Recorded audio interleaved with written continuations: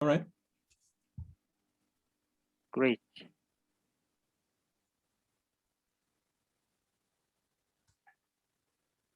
Good.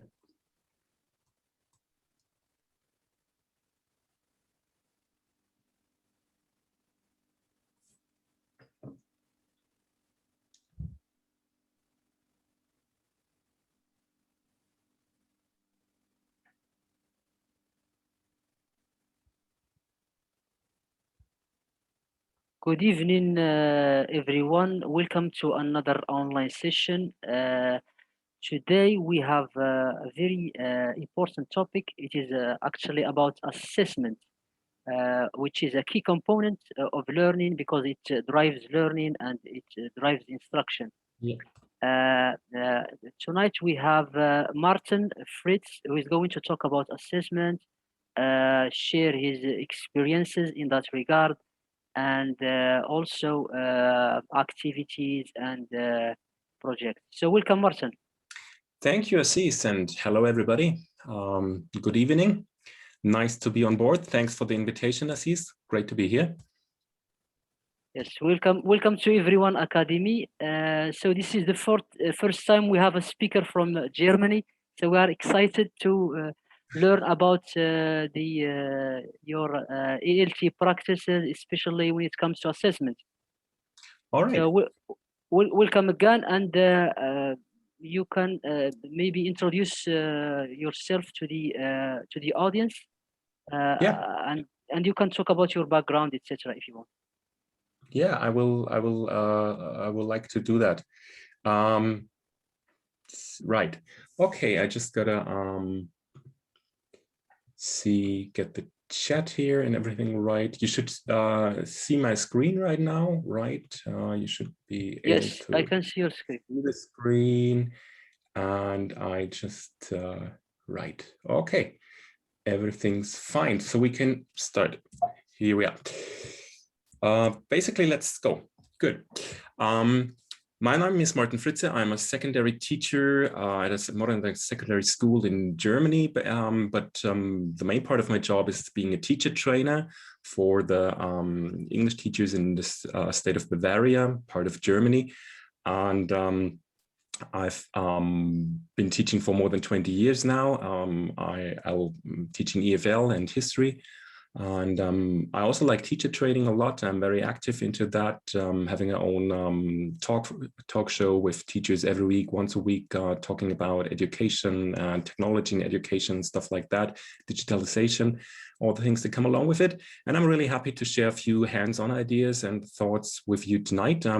If you have questions or if you want to participate, use the chat if you like to, or Assis, you're going to give me any questions that I maybe not see in the chat, because I think it's via Facebook, and so we can just go ahead. Good. Basically, let's start. It's about cherish the process, ideas on fostering and assessing quality remote learning. Well, basically, it is not about remote learning. It is about learning in general. But most of the principles I like to explain or like to apply with some examples tonight. You will see it doesn't make any difference if you're remote or if you're at school, because as he said, assessing is the one that via washback effect is the one that drives instruction, that drives some development in teaching and so on. So let's see what we can do. I have a few pieces, food for thought in the beginning before I start showing you hands-on materials of my work. In the end of the seminar or of the webinar, you will get a link where you can find all the materials to read in and to have a look at it and to find examples and more stuff.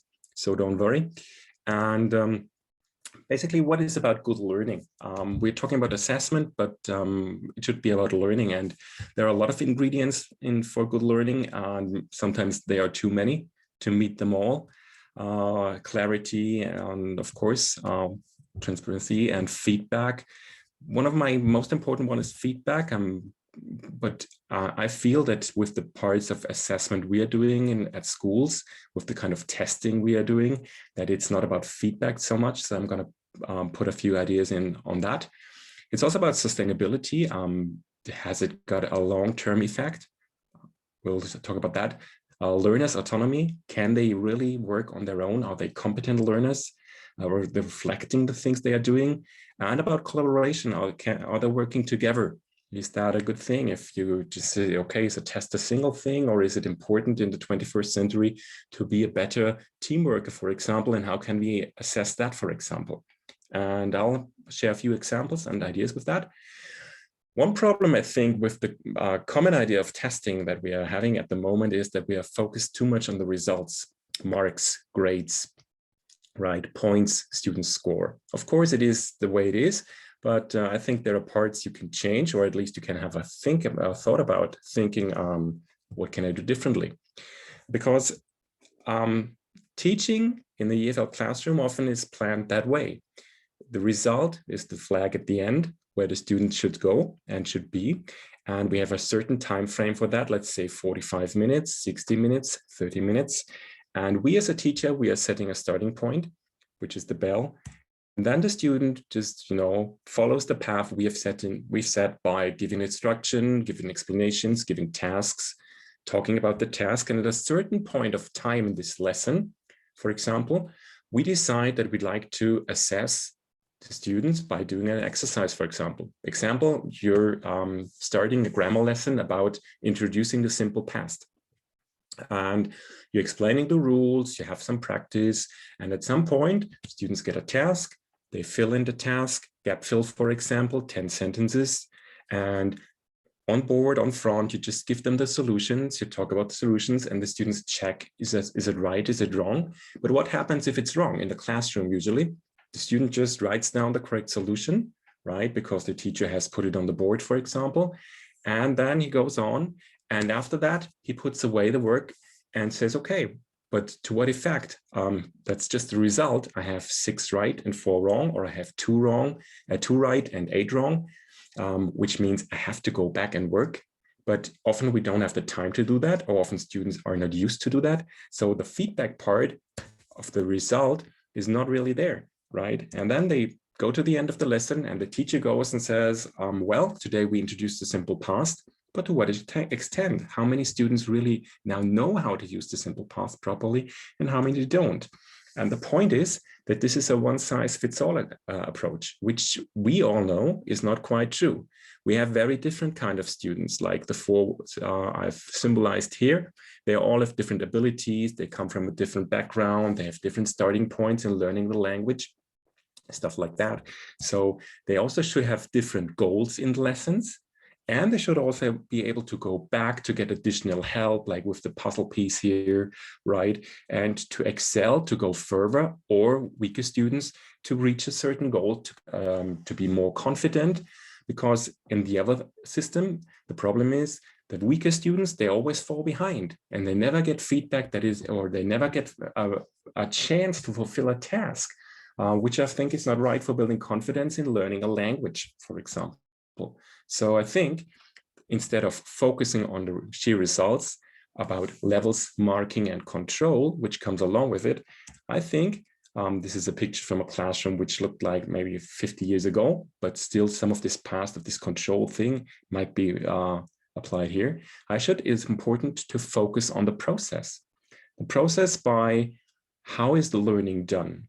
Are we a teacher more a guidance? And what is assessment?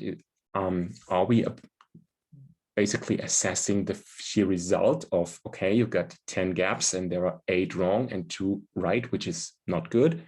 Or do we say, okay, we've seen that you're not good at that. You need help. I give you help. You work on that. You redo a test. And let's see what you tried to accomplish from this feedback, right? So these are ideas. With guidance, I think we can work a lot better and give the students a better feeling of preparing better for tests and becoming more confident learners and more successful speakers of the foreign language, for example. What are criteria for assessing, right? If you focus on results, sheer correctness is very important. Completion of the task, 10 gaps, 10 answers. Logic often applies to that. But in real life, this is of course a good part of it, and in some exams, but it's not everything. I think that focusing on the process has a lot more of criteria to have a look at. the task attacking skills, autonomy, can he do it alone? Can she do it alone? Determination to complete the task and to become better, awareness of the task and cooperation, and how can the student deal with feedback? I mean, this is important. If somebody tells you, I have a few ideas of how to do it better, and the student is not able to feast on these ideas, this is a problem. But what if he's very good at that? And if you really see, okay, he's excelling and he's making progress, worth a thought. I'd like to share a few ideas about that with some hands-on examples, if you don't mind. You'll find that I'm working in the setting I'm teaching. We have a school where the students have one-to-one iPads. Every student has an iPad to work on, but the examples I show you benefit from that. But the pattern behind is it's not important if it's done with technology or if it's done with pen and paper. You can apply it to both. It's more the idea behind it. And I'd like to show you, and maybe you'd like to comment or give a few ideas on that if you feel free to do so. Important, and the most important role is to think about me as a teacher and my feedback and the feedback I give to students. And often if it comes to a test, the test is the end of a certain learning process, but then the feedback is a mark. And in Germany, the students tend to put the test away, no matter what the mark was. We have 6 grades. 1 is the best, 6 is lowest. And if they have a 5 or 6, which means they failed the test, basically, students often put it away, and then there is new content to learn, new ideas, and you leave behind the old stuff because you've written the test and you go on with some new things, right?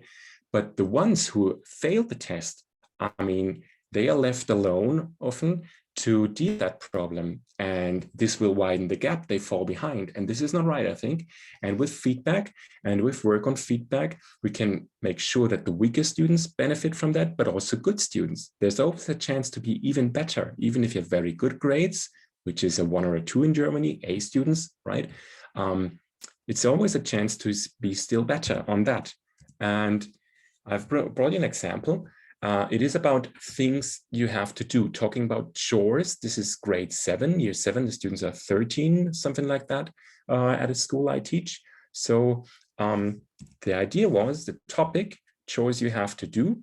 And I mixed the word filled with chores, the word bank chores. So things you do have to do in your household with your family to cooperate. And also grammar, right? Talking about things you have to do in the past, in the future, you had to do in the past, and you have to do right now. And the time frame was for this testing scenario was 30 minutes to do the first part of the test, to hand in the results to me as a teacher, then get a feedback in form of a feedback sheet. I will show you in a minute. Have time to deal with the feedback, and then to have 25 minutes to deal with the feedback and to make the product better, right? The work mode was individual work, but it could be also work with pairs or in group, but I think this time individual is a good focus. And the feedback loop was very important. Expected outcome in this case was an animated movie made with the app Keynote, which is the equivalent to PowerPoint, a presentation tool, but it would also work the same if you say, write a short text about the chores, or write a blog entry, or write a log, a diary, hand it in, get feedback, make it better. It will work the same way, okay? I will show you an example. A weaker student handed in after the first try. The students were familiar with the technology. They know how to deal with the Keynote app, right? And the task was clear. They had a practice run before. They knew what was going to come along with a different topic. So this is the first example. I'm just going to show you the clip. Last week, I have to do some chores. That is ugly. I cleaned the table and washed the dishes. I put the dirty clothes in the basket. I also unloaded the dishwasher. You see, very short, lots of problems, word problems, stuff like that. And if this would be handed in, this would be not a good grade, not very satisfactory for me as a teacher, and not very satisfactory for the student as well. So the idea behind is to give feedback and to make that better. So how can I give feedback? I will show you later. But how do the students receive the feedback, for example, is by handing them a feedback sheet looking like this. So you have certain ideas that you will give feedback on. I always like to focus on good things first. So I try to give some good ideas first, nice picture, whatever, nice accent or good words you used. I admit with the video I've just shown you, it's quite hard to find good aspects, but still keep on trying. Even the weaker students, they deserve a good feedback as well, if there is something. And then I decided to focus on the content. The content was to talk about chores in the past, chores in the present, and chores in the future. And on certain aspects as vocabulary, pronunciation, correct meaning of the words, correct grammar. I wanted to have the past, the present, and the future, and also the design of the task. So how well did the student use the media possibilities or the chances to use the media, right, stuff like that. I also decided to give some help and a checklist here. If the student has done the task, he can do that. Here is how it could look like. This is a sample student feedback. So here selected some nice clip art, had some good ideas, and then some hints how to make this video better. Also ideas in the textbook where there was text material about chores or help for the pronunciation. This is a link to an online dictionary with pronunciation of every word. She made a few mistakes with dishwasher and chores, I think. And also talking about the chores in the past. How do you form the simple past with have and stuff like that? And also design a few ideas. And I usually planned, or in the beginning, I planned to give the students 25 minutes to rework this. While doing that for the first time, I had to see, or it became clear that 25 minutes is not enough because they were so eager in doing that. And I thought, okay, so I'm giving them some more time. I extended to 10 more minutes. Is not a big problem, I think, because it is not about time that we are measuring, but the quality of the language and the proficiency in the language. Okay, so I decided that I gave the feedback, and this is what was handed the second time. I'll just play that to you. Last week, my parents were on holiday, so I had to do all the chores. Usually, I don't like that, but still, I laid and cleaned the table. I loaded the dishwasher. I, of course, also unloaded it. My brothers play football. That means loads of dirty laundry. I put all the dirty clothes in the basket and carried it in the cellar. I was happy when my parents returned. So, a better product than before by giving feedback for a process. It was longer. She used better vocabulary. She used better visualization. Mistakes. Chores was still not good, but dishwasher was better. So you see, there's progress. The question now is how to assess that. Well, that's maybe a bit difficult, but I'll show you. I designed an assessment scale on that. It's not a holistic scale, but it's an analytic scale. Holistic scale just would put everything in one idea and categories, but I decided to use 3 categories: content, linguistic competence, and I tried to, or I decided to double weigh that, and also the digital design and formalia. And there was a maximum of 5, a band 5 for every criteria. And I simply decided to give the points, and I did that twice. I did that for the first film, and I did that for the second film, and then added up and had a sum, and this made the mark, right? So I think this is fair because if you're a very good student, you can get the points in the first run, and you can also get the full points in the second run. You will get a very good mark, even if you still improve. But if you're a weaker student, it gives you the chance to really to really accept the feedback you get and really make it worthwhile talking about the product at school and being at school and being together. And you put in an effort and you get a better mark, which is fair. And you still have seen in the example I showed you that even if there was a complete feedback on the first film, the result still wasn't perfect. Of course, it never has to be perfect to be good at a secondary school, but still, if you say, if you give feedback, this is easy, then no, it is not for the students. It's still a challenge for them and to them. It's still not easy to be flawless and to be perfect, and shouldn't be perfect. But I think if you motivate them by showing them that it's worth hanging in and investing time and an effort to be better, this will be rewarding for both of you. I will give you an example of another clip. This was a bad student. I will show you a clip of a good student, so you can see the range that we are having in class 7, right? And which will also back up the idea of giving them the chance to be assessed while doing the process and not just once. We have very heterogeneous students, and they really deserve to be given the chance to be assessed fairly. So this is a better example. I will play that to you. This is Catherine. She has a younger sister named Haley, her father named James, and her mother named Allison. Last Saturday, she had to vacuum the entire house because it was very dirty. After lunch, her parents visited her grandmother, so Catherine had to babysit her younger sister Haley and help her tidy Haley's room. That took a long time. After that, she had to go for a walk with her dog, set the table for dinner, cook, and wash the dishes. Today, the young lady has to make her bed as soon as she gets up, tidy her room, and after lunch, Catherine has to clean the bathroom. In the afternoon, she has to go for a walk with her dog, and for dinner, she has to set her table, cook, and wash the dishes. Next Thursday, Catherine will make some breakfast, set the table, and of course, wash the dishes. After that, she will take out the trash.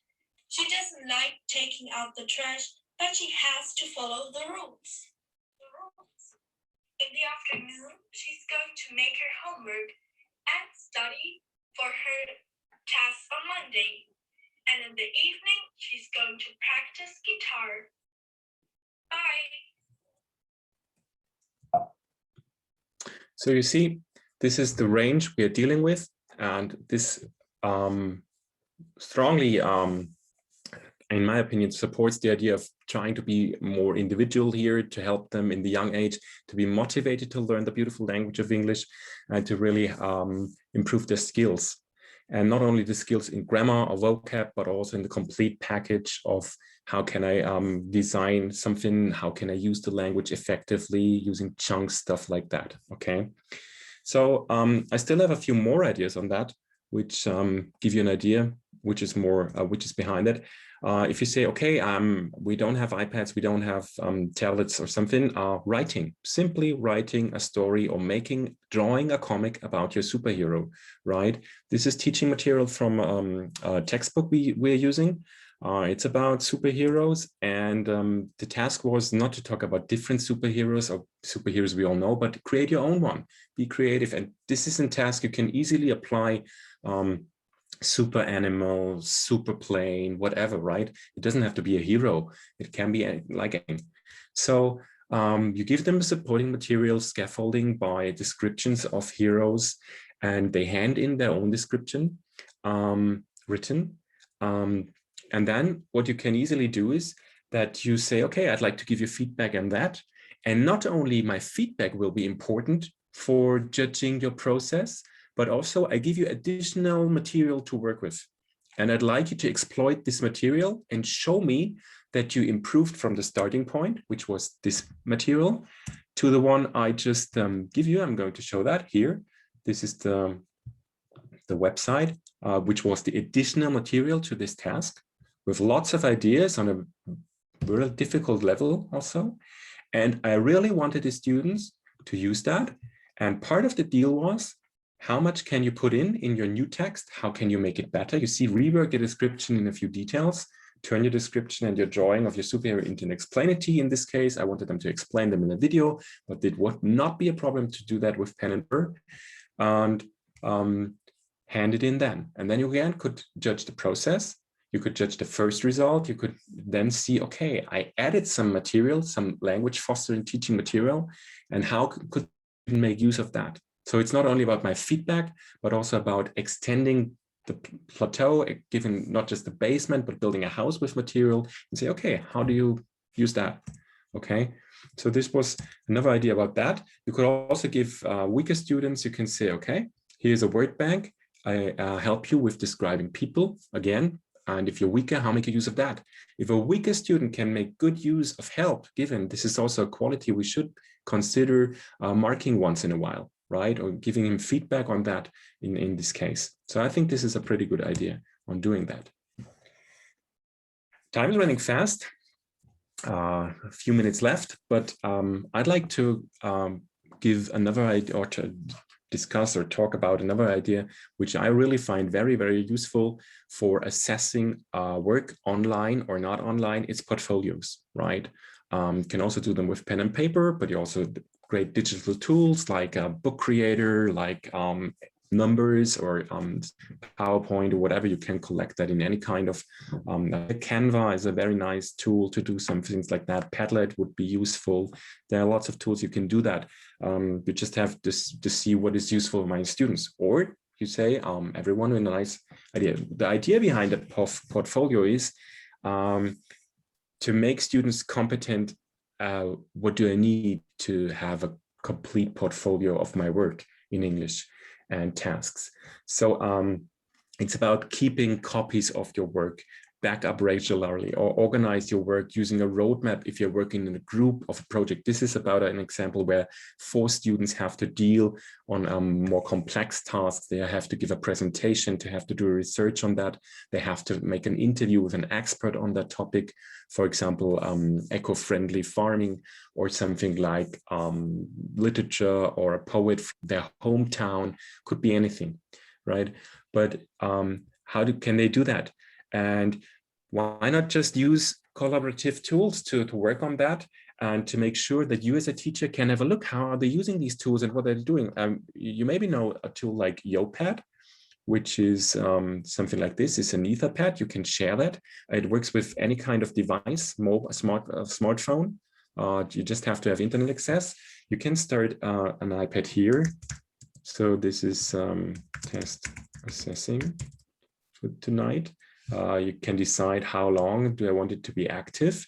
And then you start, and this is like a text editor, and you can easily share. You see link here, and the more people have the link, so they can work on that. And every student has a different color. So as a teacher, if you share the link with 4 students with a group, you can see how do they collaborate. They type on that. You see who is doing what, who is correcting the other's work, who is really interacting. They also have a chat they can use within that. So this is pretty neat to use and easy to say, okay, you can coordinate your work. Even if you're remote, you don't have to be online the same time. Whenever you are online, you can use that.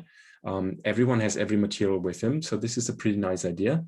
And basically, here are a few ideas you need for a portfolio. But what I found out that it's very hard for our students to really build a portfolio. So I decided to give them a clear outline, a checklist, what should be in their portfolio for this project, a longer language project, right?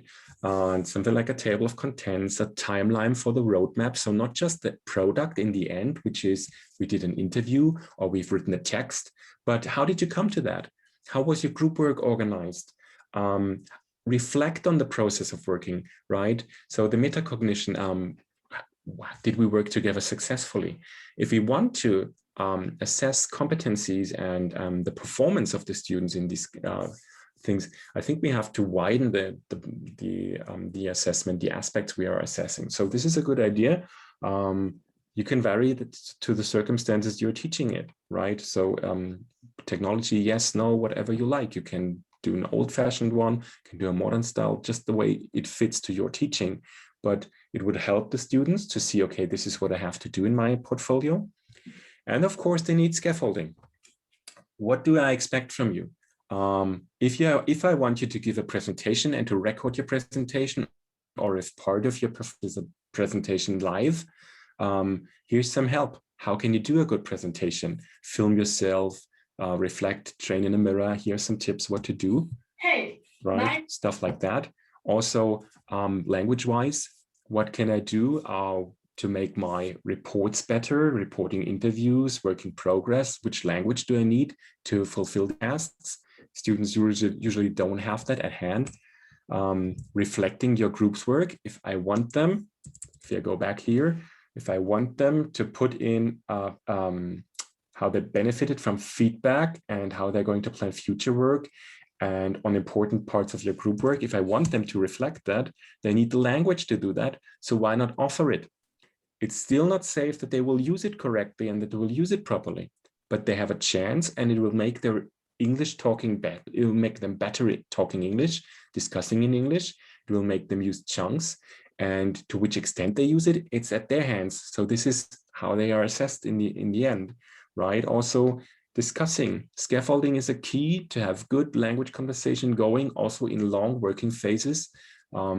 I don't know what the situation is like at your school, but in German schools, if you don't give them language support or scaffolding, like in the example, what they do is as soon as they start working, collaborating, they fall back to German, discussing the things not in the foreign language, which is not very helpful. And the aim is to have them talking in the foreign language.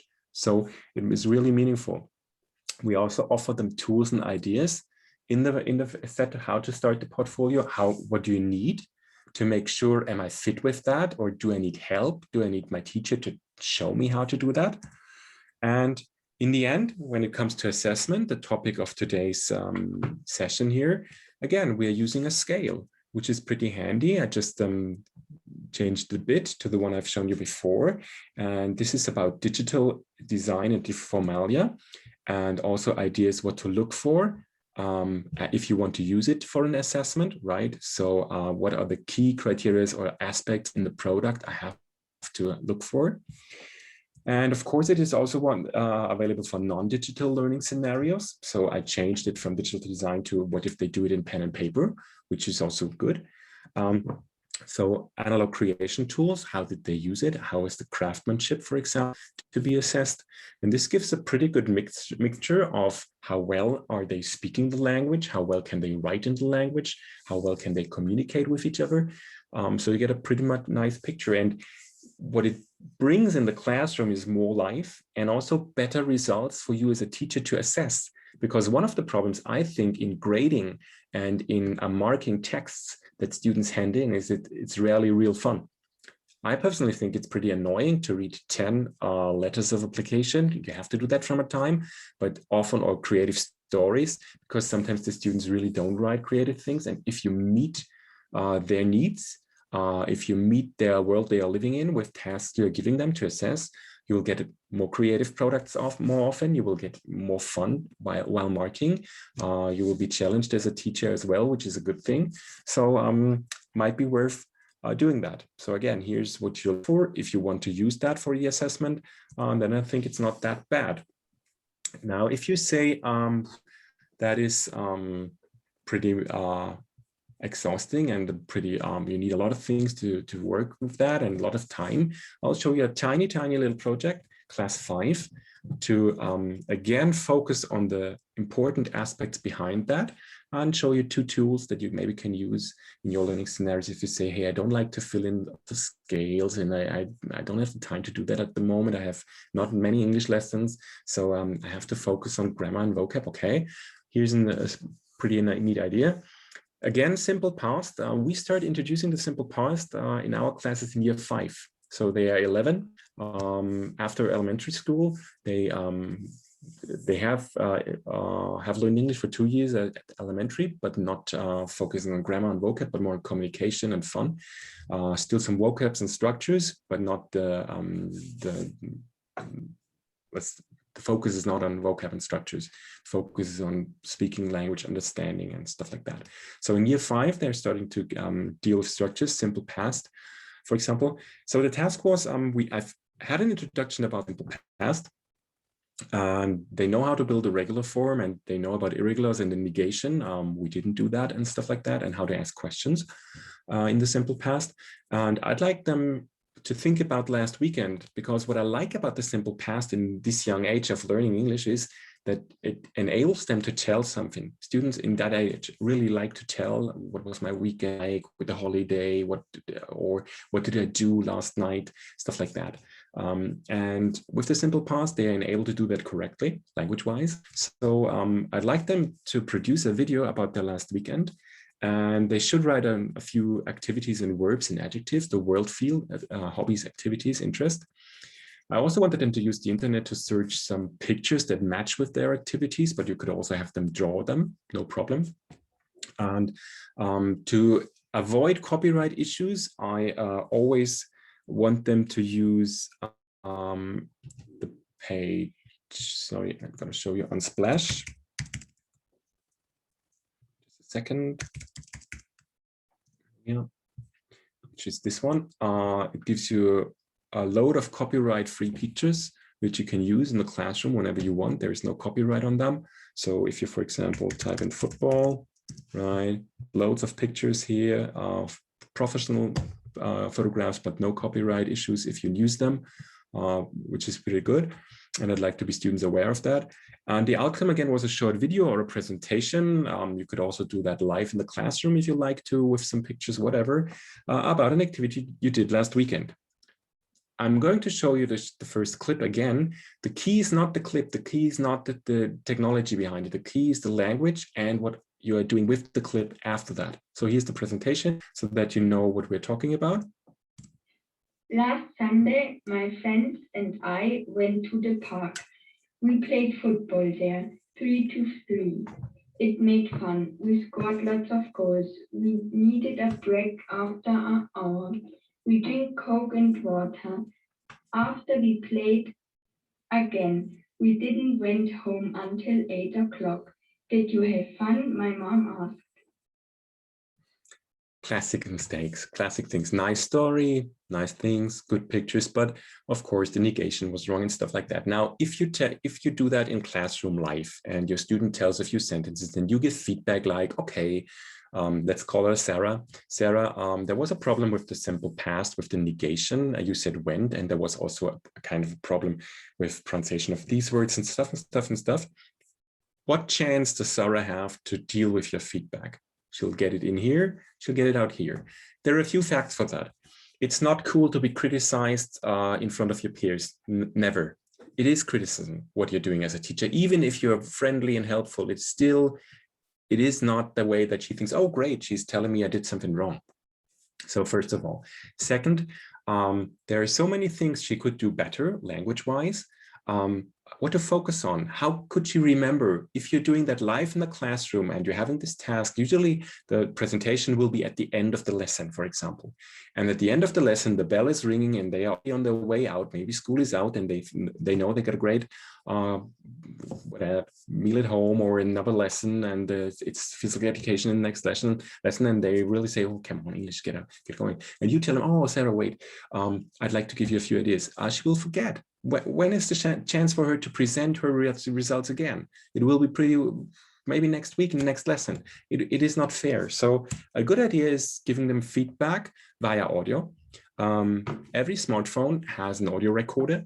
You can use that. Or if you say, I'd like them to use something different, there's this nice app or this nice thing, Quicker. You might know that. It looks like this. With Quicker, you can create QR codes or links. And if you want to do that, you can create instant feedback. You have to sign up and sign in, but not the students, just you as a teacher. And the good thing is that if you print out these QR codes, and then you can take a QR code, stick it on the paper work of your student, and then with your smartphone, you can start talking and giving an audio feedback. And the record will only be available for the student if he or she uses the QR code. You can also give them a link if you like to, if it's about online teaching and they're using something like a learning environment or something like an LES, learning experience system or something like that, you can use that. But it's a personal feedback, and the good thing is the student can pause and repeat your feedback, can listen to it again, can listen to the good parts, can listen to the criticism, to the ideas. So you can say something like, hey, Sarah, I really liked your video. Nice little try, nice pictures, good story. I have a few ideas to make it better. First of all, check your textbook again, page 147. There is some idea about negation in the simple past. You might want to look at that and check your video and change that and stuff like that. And you give your students a chance to step by step find their mistakes, find the problems, work on them, and then make it better. Okay. And if you do that and you give them time, you can do that at home, or if it's a test, you can do that at school, right at school. They hand in the first part, you give them feedback. The next lesson, they work on the test again, right? Maybe looks like this. Here's the second example, what Sarah did. Last Sunday, my friends and I went to the park. We played football there, 3-on-3. It was good fun. We scored lots of goals. We needed a break after an hour. We drank Coke and water. After that, we played again. We didn't go home until 8 o'clock. Did you have fun? My mom asked.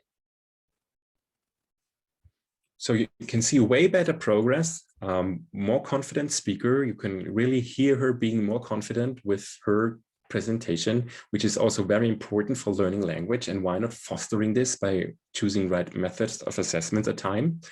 And this is basically, if you come back to the beginning with what makes good learning, you can now find that lots of these aspects I mentioned in the beginning, with this kind of tasks and assessments settings, you can work on that. And if you're really reflecting it on your own, you will find that most of these things are those who are important in life. And of course, you can still have old-fashioned tests, and they will still have their place. And final exams in Bavaria, the state I'm teaching, are still not like that. And so you have to give them both.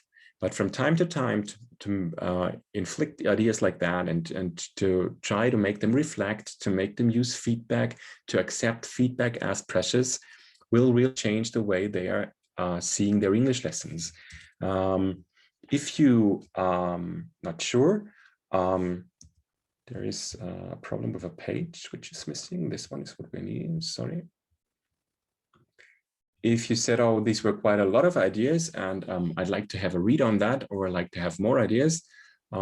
If you're an Apple user, or if you're using an Apple device on the bookstore, online at the bookstore, you'll find Cherish the Process, which is a booklet where you can find the ideas behind it and the examples and also the assessment scales and stuff like that, everything about the portfolio. But you say, would like to have a read on that and I'd have more ideas. I also have a blog, which you see here.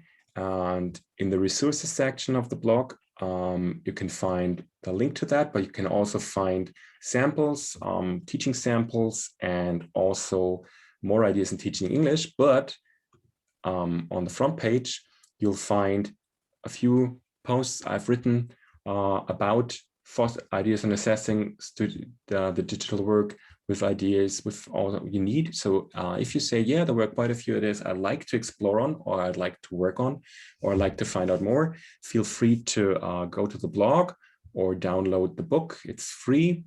And if you have any questions, Twitter is always the best way to reach me. You see my Twitter handle here, you see the blog, the QR code is also linked to the blog. So basically, this was about the ideas I wanted to share with you for tonight. And I really would like to get some feedback if you want to. And I also hope that there were a few ideas that you like and you find useful and you think, okay, I'm going to try the one or the other of these, okay? So, Aziz, this is 45 minutes. Great. this is really interesting, Martin. You started before I pass to you some of the questions from the audience. I have quick reactions about the presentation. Yeah, great.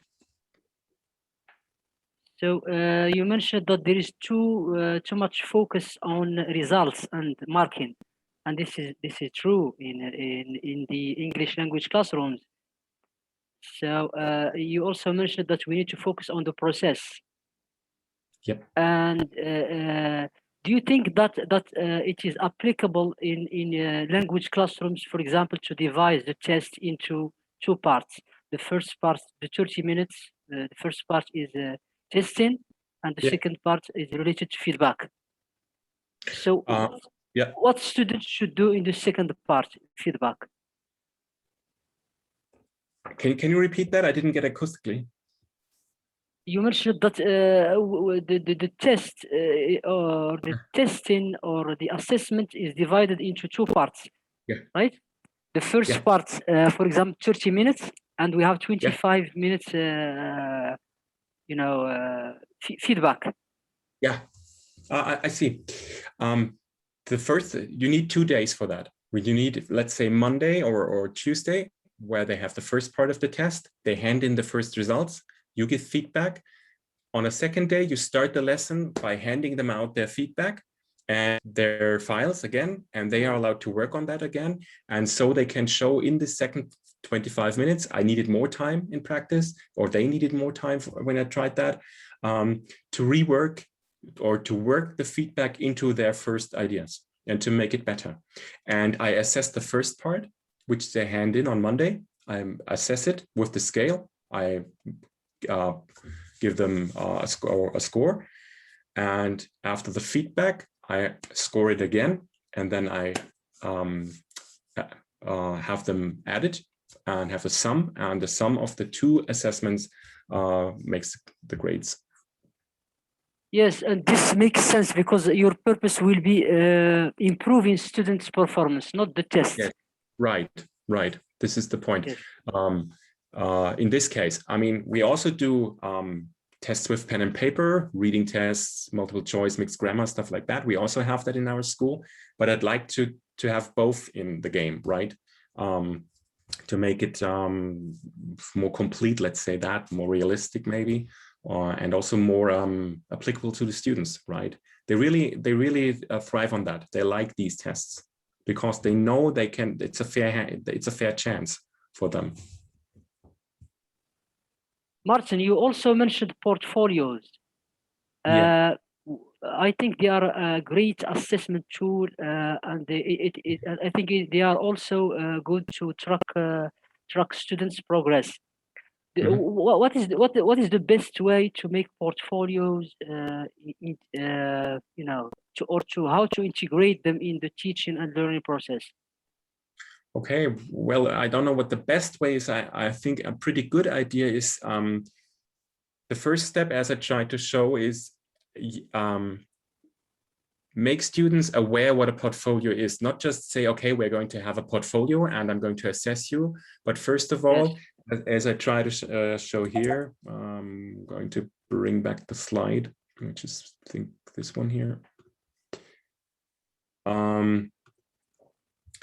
What has to be in your portfolio, but also before that, what kind of working ethics, what kind of competencies are needed to keep your portfolio alive, let's say that, or to keep it neat and clean, because students don't know that. And you have to, in the beginning, to put a very strong focus on building a portfolio, but not focusing on the language in this part, but also on the techniques of how to do that, right? And I think it's very good not to have every kind of thing they do at school in a portfolio, but I'd like to think a task from a while. We're teaching in units, in topics. I have no idea how do you do it, but every unit, every topic, one part in the portfolio, for example. So it is kind of a range, and it's pretty hard to keep on track, I must say, for the students. And it's really, you can see in the beginning, they are all into it. And at the end towards the end of the school year, you really have to push them to say, come on, it's still your portfolio and you want to have a complete thing. But I think it's really worthwhile doing that. And I think the scaffolding is really, really important. Everything you want from them, if they are young learners, they haven't the tools, the language, the skills in the language, show them, give them help. I think it's more important to show them how to use things you find and to be good at using things they find than to expect them to know everything by heart, because this is not realistic. I mean, you and I, if you have a task and you haven't been up to the task in your life, what are you going to do? Use Google or whatever, or a search engine and try to find ideas. And it's important to know how to deal with the ideas you got. And this is what I try to implement here, and which is pretty much important, I think, to deal with. Yes, great. Good. Any more? There is a question. There is a question from the audience. What do you think about peer feedback in the process of learning English? Yeah, peer feedback. I left it out because it's 45 minutes, but I think peer feedback is really, really great. It's a bit problematic in assessment because what you would have to take into account is how good is the student at giving feedback. Because if you match two students, for example, and they give peer feedback, and you say, okay, you want to, in the process, and you want the next step of the product also to be assessed. If you pair two students and one of the students is very weak at giving good feedback, Yes. the student will have a disadvantage here. But what I think would be possible to assess is you train peer feedback, you tell them how to do that, what is important about that. You can also use, I think it's also a good idea to use things like, yep. This would also help if you may have peer feedback with a lighter version of that one, of that peer feedback here, just maybe vocabulary. You can focus on, did your partner use the correct words we've learned, or did she or she use the correct structures? And you can teach them that. And then you could assess how well did they adopt to, or how was the progress on giving peer feedback. But if you have a long process like the filming, for example, and you want to assess the first part of the product and the second part after the product, I think peer feedback would be problematic.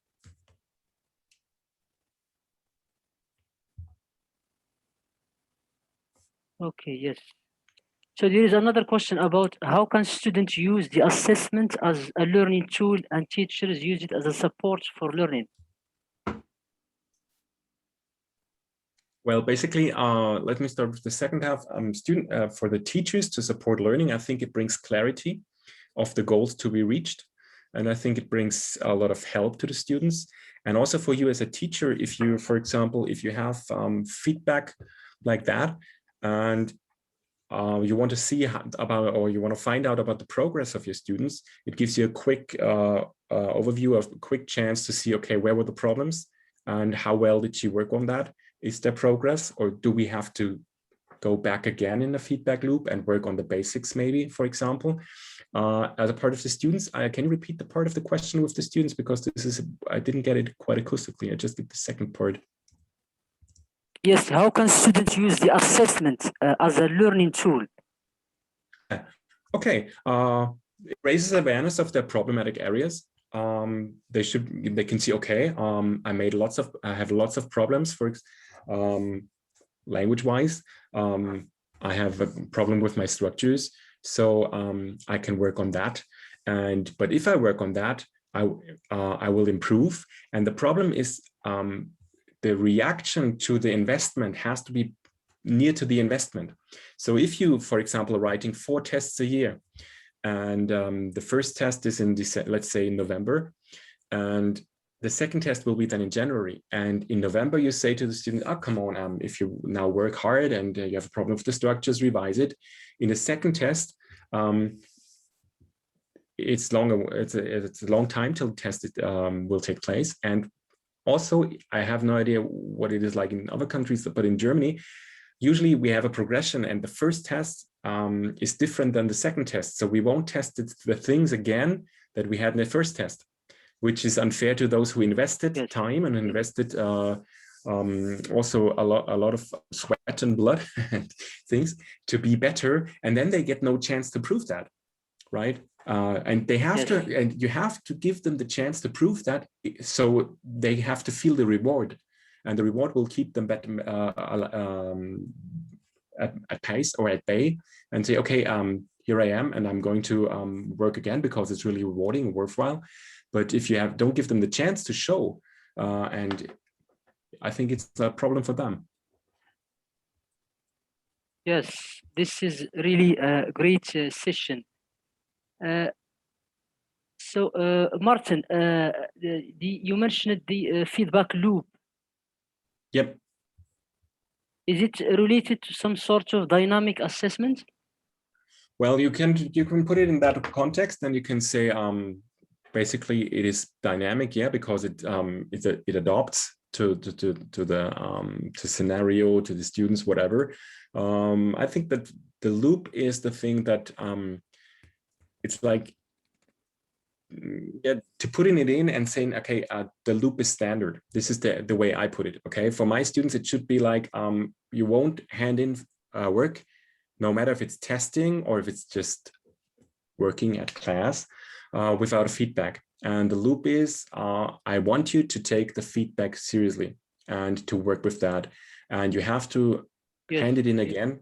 And I strongly recommend you to be aware that if you do it with every task, this won't work, but it has to be quality tasks and really good tasks where the feedback is worthwhile, the time you invest as a teacher, and also the outcome is clear.